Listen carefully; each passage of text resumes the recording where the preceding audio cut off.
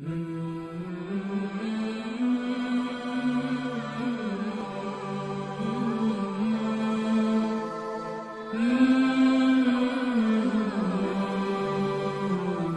اللہ الرحمن الرحیم نحمدہ ونصلی علی رسولہ الکریم۔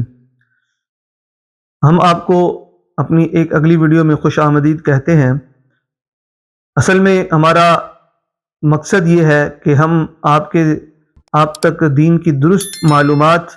شرعی رہنمائی آپ تک پہنچائیں، اور وہ معلومات آپ کو ہمارے چینل پر ملیں گی جو کہ آپ کے روز مرہ پیش آمدہ مسائل ہیں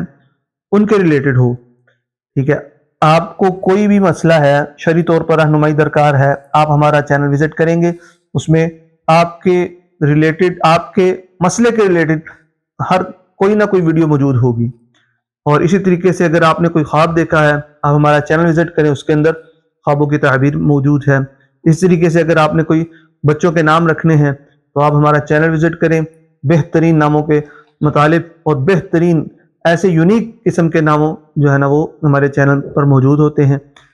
اسی طریقے سے اگر کسی کو روحانی مسئلہ ہے، کسی کے جو ہے نا کوئی سمجھتا ہے کہ اس کے اوپر جادو ہے یا جنات ہیں یا کوئی اور ایسا نظر لگی ہوئی ہے، تو اس کے لیے آپ ہمارا چینل وزٹ کریں گے، آپ کو اس کا حل بھی اس کے اندر موجود ملے گا۔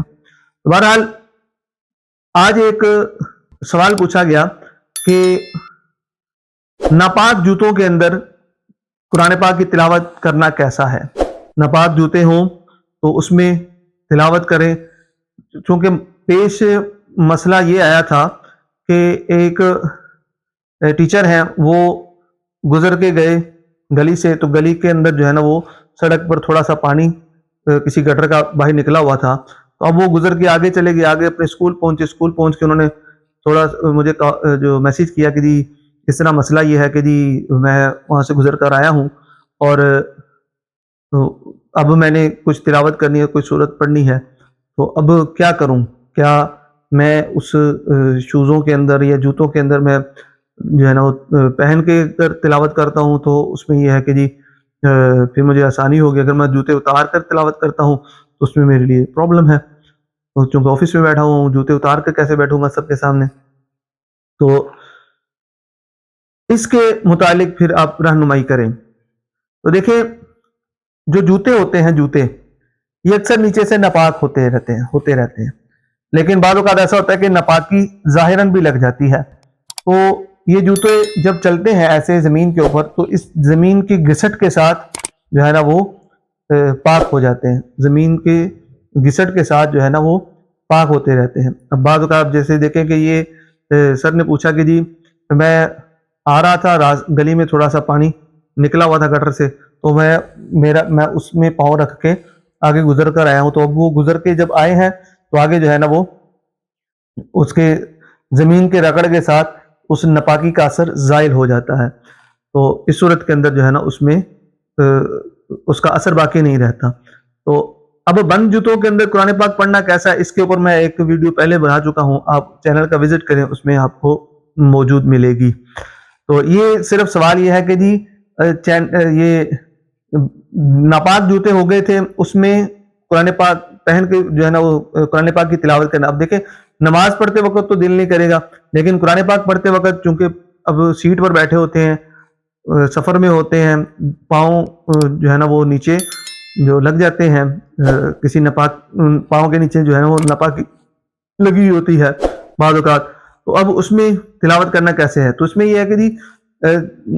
ناپاکی پاؤں کے نیچے ہوگی تو آپ نے ہاتھ میں قرآن پاک پکڑنا ہے، لیکن آپ کا وضو ہونا چاہیے، تو اب اس میں ناپاکی مطلب کہ بے ادبی والی بات نہیں ہے، ٹھیک ہے۔ لیکن اگر یہ سمجھے کہ جی جوتے کے نیچے ناپاکی لگی ہوئی ہے، ہم قرآن پاک نہیں پڑھ سکتے، تو یہ نماز کے لیے تو ضروری ہے کہ جسم کا پاک ہونا، اسی طریقے سے کپڑوں کا جو اوپر ویئر کیے ہوئے ہیں ان سب کا پاک ہونا ضروری، لیکن قرآن پاک کے لیے جو ہے نا صرف اور صرف جسم کا پاک ہونا، مطلب کہ وضو کا ہونا ضروری ہے۔ اور اگر کپڑوں کو کسی جگہ پر لگا ہوا ہے تو اس کپڑے کے ساتھ جو ہے نا پکڑنا درست نہیں ہے قرآن پاک کو، کیونکہ اس کے ساتھ ناپاکی ٹچ ہو جائے گی۔ لیکن اگر ہاتھ آپ کے صاف ہے، آپ ہاتھ میں قرآن پاک پکڑ کے پڑھیں گے تو اس میں آپ کو کوئی बेअदबी वाली सूरत नहीं रहती। तो बहरहाल अगर जूतों के नीचे नापाकी लग जाए तो उसके पाक होने का तरीका यह है कि जी जब आदमी थोड़ा सा चलता है, कोई 20-40 कदम, 40 कदम, 50 कदम तक चल लेता है, तो वो घिसटने से जो है ना वो नीचे से नापाकी उसका असर ज़ाइल हो जाता है और वो पाक हो जाते हैं। तो दोनों सूरतों में, हर सूरत में जो है ना वो कुरान पाक की तिलावत की जा सकती है। उम्मीद है कि जी आपको आज की वीडियो पसंद आई होगी। अगली वीडियो तक के लिए हमें इजाज़त दें, तब तक के लिए अस्सलामु अलैकुम व रहमतुल्लाहि व बरकातुहू।